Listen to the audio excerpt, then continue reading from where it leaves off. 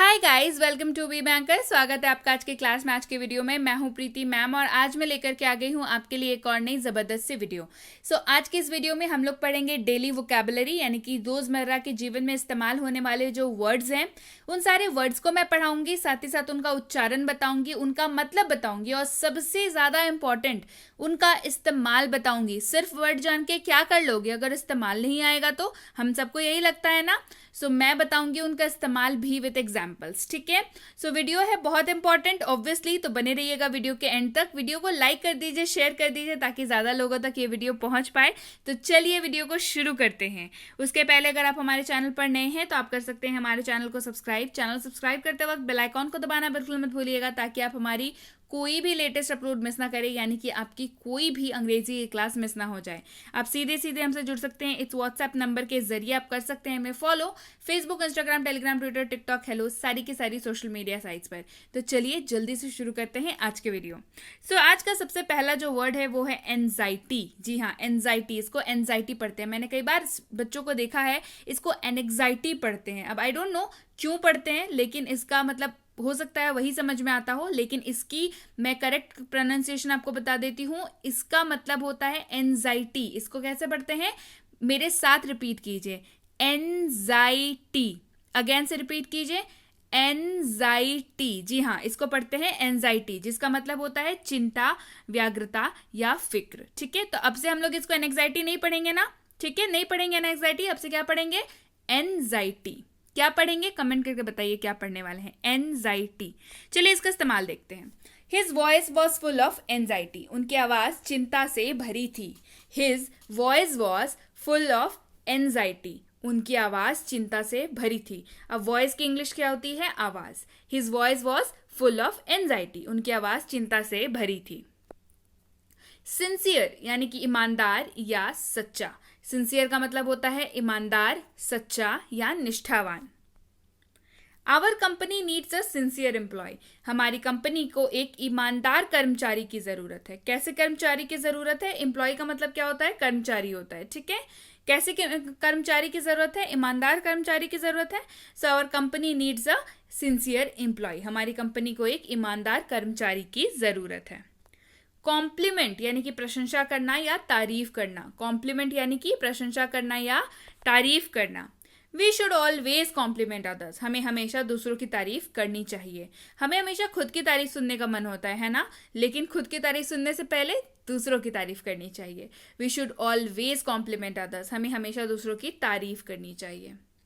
Via, via यानी कि के जरिए, के माध्यम से या होते हुए। ठीक है, वाया वर्ड जो है इसका यूजेज मैं आपको बता देती हूँ कैसा है। The news reached via the newspaper. अखबार के माध्यम से खबर पहुंची। किसके माध्यम से खबर पहुंची, अखबार के माध्यम से खबर पहुंची। The news reached via the newspaper. इसके अलावा ये वर्ड आपने बहुत कॉमनली सुना होगा रेलवे स्टेशन पे, जो ट्रेन के लिए यूज होती है। ये ट्रेन वाया यहाँ जाती है, ये ट्रेन वाया वहां जाती है। ठीक है, जैसे कि मान के चलिए एग्जाम्पल ले लेते हैं, this train goes to Delhi via Kanpur. मतलब ये जो ट्रेन है वो दिल्ली जाती है, क्या, कहां होकर के, कहां से गुजरते हुए, कानपुर से गुजरते हुए, वाया कानपुर। समझ में आ गया इसका यूजेज। चलिए बढ़ते हैं आगे। परसेप्शन यानी कि अनुभूति या धारणा। किसी की धारणा या परसेप्शन या किसी की अनुभूति, मतलब एक तरीके से कह लीजिए उसकी धारणा या सोच। मेरे धारणा में आपको वहां जाना चाहिए। In my perception you should go there. In my perception you should go there. मेरी धारणा में आपको वहां जाना चाहिए। परफेक्शन यानी कि उत्तमता या परिपूर्णता। परफेक्शन मतलब उत्तमता या परिपूर्णता। Our parents expect perfection from us. हमारे माता पिता हमसे उत्तमता की अपेक्षा करते हैं। अब इसका मतलब क्या होता है, समझिए कि हमारे माता पिता नहीं चाहते कि हम लोग कुछ गलत करें, है ना। मतलब हम लोग जो भी करें उसको बहुत अच्छे से, ताकि कोई गलती ना निकाल सके, उसको कहते हैं परफेक्शन। एकदम परफेक्ट कोई काम को करना। Our parents expect perfection from us. हमारे माता पिता हमसे उत्तमता की अपेक्षा करते हैं। चलिए बढ़ते हैं आगे। शिर्क यानी कि टालना या बचना। किसी चीज से रिलेटेड अगर आप किसी चीज को टाल रहे हैं या कोई चीज नहीं करना चाह रहे हैं, बच के निकल रहे हैं, उसको कहते हैं shirk. You can't shirk like this, you will have to do it. आप इस तरह से टाल नहीं सकते, है, आपको यह करना होगा, आप इस तरह से टाल नहीं सकते हैं, आपको यह करना होगा. You can't shirk like this, you will have to do it. Lie यानी कि झूठ बोलना या लेटना, ये दोनों ही के यूजेज मैं आपको बताने वाली हूं. डोंट लाई टू मी, मुझसे झूठ मत बोलो. Don't lie to me. या lie down and take rest, लेट जाओ और आराम करो. देखिए दोनों यूजेज हो गया ना. एक झूठ यानी कि मुझसे झूठ मत बोलो, डोंट लाई टू मी, और दूसरा क्या है, लेटना. So lie down and take rest, लेट जाओ और आराम कर लो. दोनों ही यूजेज आपने समझ लिए. चलिए बढ़ते हैं आगे. अगला है मर्सी. मर्सी का मतलब क्या होता है, दया. मर्सी का मतलब क्या होता है, दया. हैव मर्सी ऑन अदर्स, दूसरों पर दया करो. Have mercy on others. अब अदर्स की जगह पे आप क्या कह सकते हैं, आप एनिमल्स डाल सकते हैं, आप ह्यूमन डाल सकते हैं. हैव मर्सी ऑन एनिमल्स मतलब जानवरों के ऊपर दया करो. हैव मर्सी ऑन ह्यूमंस, इंसानों के ऊपर दया करो. तो यहाँ पे अदर्स मैंने डाला है. हैव मर्सी ऑन अदर्स, दूसरों पर दया करो. डिग यानी कि गड्ढा करना या खुदाई करना या खोदना. This ground is too hard to dig, यह जमीन खुदाई के लिए बहुत कठिन है. This ground is too hard to dig मतलब ये जमीन जो है इतनी कठोर है इसको खोदने में बहुत मेहनत लगने वाली है. So this ground is too hard to dig. Sudden यानी कि अचानक. सडन यानी कि अचानक. There was a sudden gust of wind. अब विंड मतलब हवा होता है, गस्ट का मतलब भाई क्या होता है, गस्ट का मतलब होता है झोंका. There was a sudden gust of wind, अचानक हवा का झोंका आया. अचानक हवा का झोंका आया. There was a sudden gust of wind. Plenty यानी कि बहुत सारे. प्लेंटी यानी कि बहुत सारे. I have plenty of time to learn English. अंग्रेजी सीखने के लिए मेरे पास बहुत समय है. I have plenty of time to learn English. अंग्रेजी सीखने के लिए मेरे पास बहुत समय है. प्रेडिक्शन यानी कि भविष्यवाणी. प्रेडिक्शन यानी कि भविष्यवाणी. हिज प्रेडिक्शन वॉज राइट, उनकी भविष्यवाणी सही थी. हिज प्रेडिक्शन वॉज राइट, उनकी भविष्यवाणी सही थी. अडोरेबल यानी कि प्यारा. अडोरेबल यानी कि प्यारा. This toy is so adorable, यह खिलौना कितना प्यारा है. This toy is so adorable, यह खिलौना कितना प्यारा है. हम लोग किसी बच्चे को देखते हैं, बोलते हैं ना कितना प्यारा बच्चा है, तो अब आप क्या बोलेंगे, how adorable the child is. ठीक है, how adorable the child is, ये बच्चा कितना प्यारा है. यहाँ पे हमने टॉय यूज किया है. This toy is so adorable, यह खिलौना कितना प्यारा है. स्टेन. स्टेन का मतलब होता है धब्बा. आप में से बहुत लोगों ने कमेंट करके पूछा था कि मैम स्टेन का मतलब क्या होता है. तो बच्चों स्टेन का मतलब होता है धब्बा.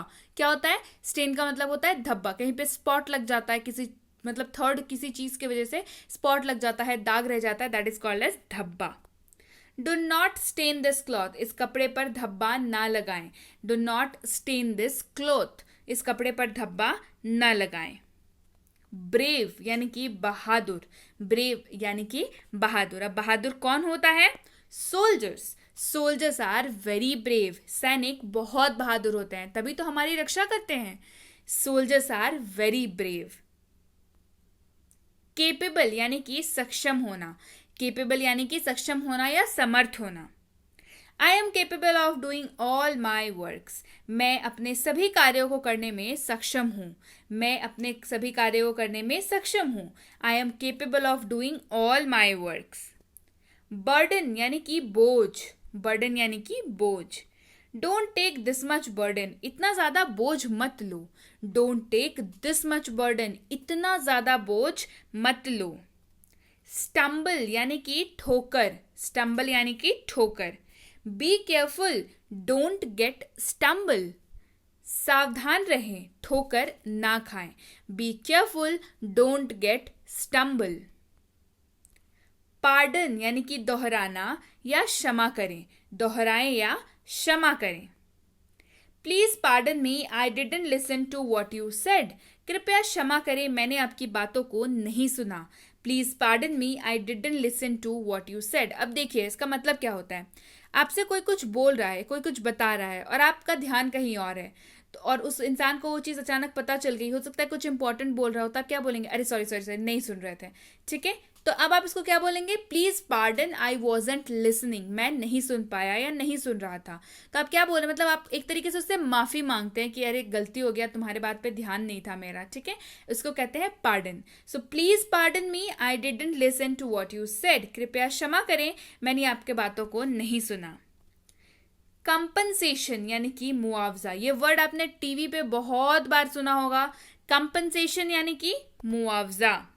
The government gave compensation to all affected, सरकार ने सभी प्रभावितों को मुआवजा दिया। गवर्नमेंट का मतलब होता है सरकार, ठीक है। सरकार ने सभी प्रभावितों को मुआवजा दिया। The government gave compensation to all affected. Approximate यानी कि लगभग या अनुमानित, जिसका एग्जैक्ट डेटा आपको पता नहीं हो, आप अप्रोक्सीमेट कर रहे हैं, मतलब आप अनुमान लगा रहे हैं या लगभग के करीब। The metro approximate time is 6:30. The metro's approximate time is 6:30. Metro का अनुमानित समय 6:30 बजे है, मतलब वो लेट भी हो सकता है, ठीक है। आपको एग्जैक्टली पता नहीं है, आप अनुमानित समय बता रहे हैं कि लगभग 6:30 बजे का टाइम है। The metro's approximate time is 6:30. Nowadays यानी कि आजकल, nowadays यानी कि आजकल। Nowadays I am not feeling well, आजकल मेरी तबीयत ठीक नहीं है। Nowadays I am not feeling well, आजकल मेरी तबीयत ठीक नहीं है। Hide यानी कि छिपाना, hide यानी कि छिपाना। What are you hiding in your hand? आप अपने हाथों में क्या छिपा रहे हैं? What are you hiding in your hand? आप अपने हाथों में क्या छिपा रहे हैं? Bitter यानी कि कड़वा, bitter यानी कि कड़वा। I had a bitter talk with him yesterday, मैंने कल उनके साथ कड़वी बात की थी। I had a bitter talk with him yesterday. Bother यानी कि परेशान करना या प्रभावित करना। This situation bothers me a lot, यह स्थिति मुझे बहुत परेशान करती है।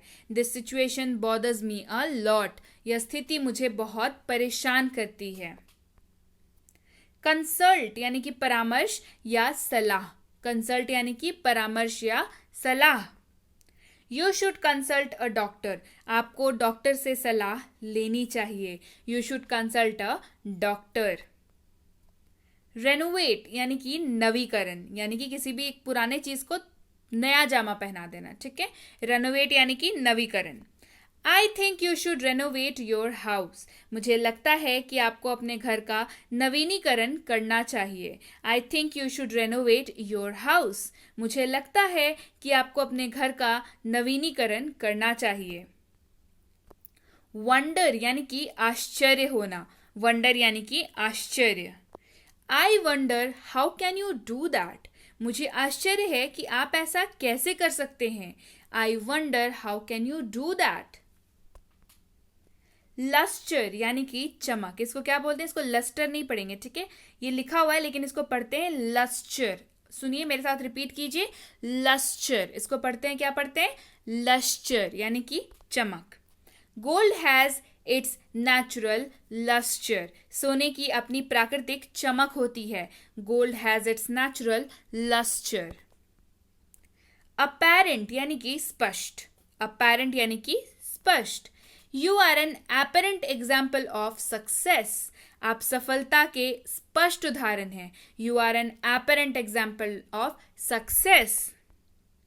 टेंडेंसी यानी कि प्रवृत्ति, किसी की, मतलब किसी और की जब हम लोग बात करते हैं कि अरे उसकी तो टेंडेंसी ही ऐसी है, मतलब आप किस चीज़ की बात कर रहे हैं? उस इंसान की, आप इंसान की प्रवृत्ति की बात कर रहे हैं ना, उसके नेचर की बात कर रहे हैं basically. He has a tendency of giving up all the time, उसकी हर समय हार मानने की प्रवृत्ति होती है। कुछ लोग होते हैं ना, कह रहे हैं हमसे नहीं होगा, हमसे नहीं, नहीं छोड़ दो, हमसे नहीं होगा, ये हार मानने की प्रवृत्ति है, ठीक है। He has a tendency of giving up all the time, उसकी हर समय हार मानने की प्रवृत्ति होती है। बॉसी यानी कि शासक या ढोस जमाने वाला। She is a bossy wife, वह एक ढोस जमाने वाली पत्नी है। She is a bossy wife, जो अपने हस्बैंड को कंट्रोल में करके रखे, ढोस जमाए हस्बैंड पे, ठीक है। वह एक ढोस जमाने वाली पत्नी है। ट्रांसपेरेंट यानी कि पारदर्शक, ट्रांसपेरेंट यानी कि पारदर्शक। आई लाइक ट्रांसपेरेंट पीपल, मुझे पारदर्शी लोग पसंद है, मतलब वैसे लोग जिनके मन में कोई छल कपट नहीं होता है ना, वो जैसे बाहर होते हैं वैसे ही अंदर होते हैं. आई लाइक ट्रांसपेरेंट पीपल, मुझे पारदर्शी लोग पसंद हैं. ह्यूमिलिएट यानी कि अपमानित, ह्यूमिलिएट यानी कि अपमानित करना, नीचा दिखाना. डोंट ह्यूमिलिएट योर पेरेंट्स, अपने माता पिता को अपमानित ना करें. Don't humiliate your parents. Destination यानी कि गंतव्य, डेस्टिनेशन यानी कि गंतव्य. Jammu is our favourite holiday destination, Jammu हमारा पसंदीदा अवकाश गंतव्य है. Jammu is our favourite holiday destination. Discriminate यानी कि भेदभाव करना, डिस्क्रिमिनेट करना मतलब भेदभाव. Don't discriminate among family members, परिवार के सदस्यों के बीच भेदभाव न करें. Don't discriminate among family members. Refuse यानी कि इनकार करना, रिफ्यूज यानी कि मना करना, इनकार करना. I refuse to buy this, मैं इसे खरीदने से इनकार करता हूँ. I refuse to buy this, मैं इसे खरीदने से इनकार करता हूँ. क्यूरियस यानी कि जिज्ञासु, क्यूरियस यानी कि जिज्ञासु. Why are you so curious, आप इतने उत्सुक क्यों हैं या आप इतने जिज्ञासु क्यों हैं. Why are you so curious. Pretend यानी कि नाटक करना या दिखावा करना.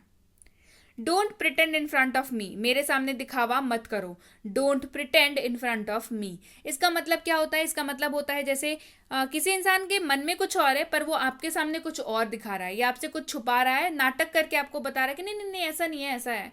ठीक है, इसको कहते हैं प्रिटेंड करना यानी कि दिखावा करना. Don't pretend in front of me, मेरे सामने दिखावा मत करो. शार्प यानी कि तेज. She has a sharp memory, उसकी याददाश्त तेज है. She has a sharp memory. Advantage यानी कि लाभ, एडवांटेज यानी कि लाभ. We have the advantage of premium seats, हमें प्रीमियम सीट्स का लाभ है. We have the advantage of premium seats, हमें प्रीमियम सीटों का लाभ है. जब कभी कुछ ऑफर मिलता है या कुछ पास वगैरह की वजह से होता नहीं है कि जितने पैसे दिए उससे ज़्यादा क्या हमें मिल रहे हैं, लाइक प्रीमियम वाला फैसिलिटी आपको मिल रहा है.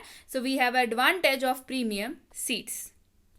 जेनरस यानी कि उदार, जेनरस यानी कि उदार. I have a generous heart, मेरे पास एक उदार हृदय है. I have a generous heart. Rectify यानी कि सुधारना, रेक्टिफाई यानी कि सुधारना. प्लीज रेक्टिफाई योर वर्क, कृपया अपना काम सुधारें. Please rectify your work. Retaliate यानी कि प्रतिकार करना या जवाबी कार्यवाही करना, जवाब देना बेसिकली. ठीक है, रिटेलिएट यानी कि प्रतिकार करना. Please retaliate as soon as possible, कृपया जल्दी से जल्द जवाबी कार्यवाही करें.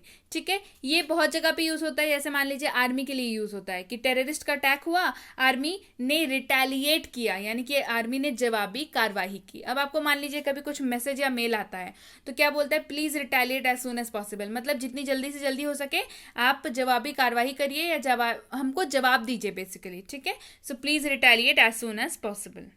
फ्रेजाइल यानी कि नाजुक. डोंट बी सो फ्रेजाइल, इतने नाजुक मत बनो या इतना नाजुक मत बनो. Don't be so fragile. Robust यानी कि मजबूत, टिकाऊ. I have a robust car, मेरे पास एक मजबूत कार है. I have a robust car. Allow यानी कि अनुमति, अलाउ यानी कि अनुमति. Please allow us to come inside, कृपया हमें अंदर आने की अनुमति दे. Please allow us to come inside. Brutal यानी कि क्रूर, ब्रूटल यानी कि क्रूर. People are becoming brutal these days, लोग इन दिनों क्रूर होते जा रहे हैं. People are becoming brutal these days. Nice यानी कि अच्छा, नाइस यानी कि अच्छा. नाइस टू मीट यू, आपसे मिलकर अच्छा लगा. कैसा लगा आपसे मिलकर, नाइस यानी कि अच्छा. नाइस टू मीट यू, आपसे मिलकर अच्छा लगा. सो अब इस लाइन का यूज आप कब कब कर सकते हैं, जब भी आप किसी से मिले और उनसे विदा ले रहे हैं. ठीक है, मतलब उनसे मिल लिए, हो गया काम वाम आपका, तो उसके बाद आप क्या बोलेंगे, आप उनसे विदा ले रहे हैं ना, तो नॉर्मली हम लोग क्या बोलते हैं, बाय. नहीं, आप ये नहीं बोलेंगे, आप क्या बोलेंगे, नाइस टू मीट यू. क्या बोलेंगे आप, नाइस टू मीट यू, यानी कि आपसे मिलकर अच्छा लगा.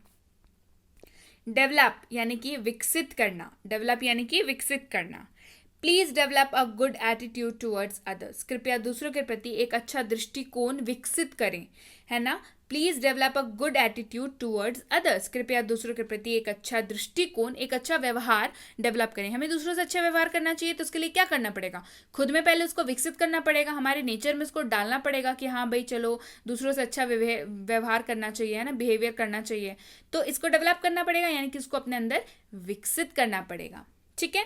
सो यस गाइज, ये थे आजकल यूज होने वाले डेली यूज वोकैबुलरी, बहुत ज़्यादा यूजेज में है ये। वीडियो आपको कैसी लगी कमेंट करके ज़रूर बताइएगा, वीडियो को लाइक कर दीजिएगा, शेयर कर दीजिएगा, और साथ ही साथ अगर आप हमसे जुड़ना चाहते हैं हमारे premium WhatsApp spoken English course में, तो इस कोर्स की इंक्वायरी आप इस नंबर पे कर सकते हैं। सारी डिटेल्स आपको भेज दी जाएंगी इस कोर्स से रिलेटेड।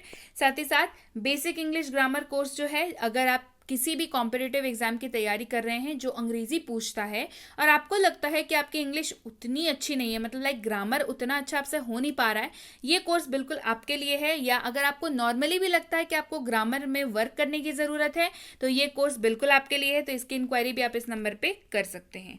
ये बेसिक ग्रामर फॉर किड्स है। बच्चों को ग्रामर सिखाने में बड़ी प्रॉब्लम आती है, ऐसा हम सबको लगता है, पर ये कोर्स है उसका जवाब। बच्चों को ग्रामर इसमें बहुत ढंग से सिखाया जाता है, अच्छे से सिखाया जाता है, ताकि बच्चे को आगे जा करके अपने लाइफ में प्रॉब्लम ना फेस करनी पड़े। बिकॉज ग्रामर बच्चे जब धीरे धीरे बड़े होते जाते हैं तो थोड़ा सा उनके लिए डिफिकल्ट हो जाता है ना। तो बच्चे को अगर बचपन से ही पता होगा तो उनके लिए ग्रामर क्या हो जाएगा, बिल्कुल मक्खन। इसकी इंक्वायरी भी आप इस नंबर पे कर सकते हैं। साथ ही साथ ये हमारा कॉम्बो कोर्स है जिसमें हम लोग इंग्लिश ग्रामर और राइटिंग, यानी कि राइटिंग सेक्शन जो आता है एग्जाम में, नोटिस राइटिंग, लेटर राइटिंग, ऐसे writing, speech writing and what not, सारी की सारी राइटिंग सीरीज जो है इसमें कराई जाती है। साथ ही साथ इंग्लिश ग्रामर तो कवर कराया ही जाता है।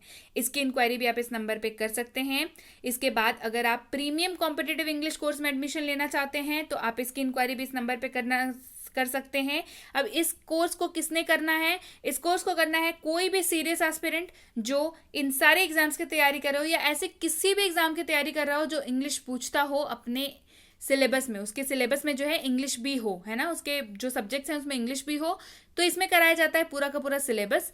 स्टैंडर्ड ऑफ क्वेश्चन होते हैं वो जो आते हैं आपके एक्चुअल एग्जाम में। जी हाँ, आपकी इंग्लिश के नंबर इससे एग्जाम में पक्का इंप्रूव होने वाली है, ट्रस्ट मी। सो इसकी इंक्वायरी भी आप इस नंबर पे कर सकते हैं।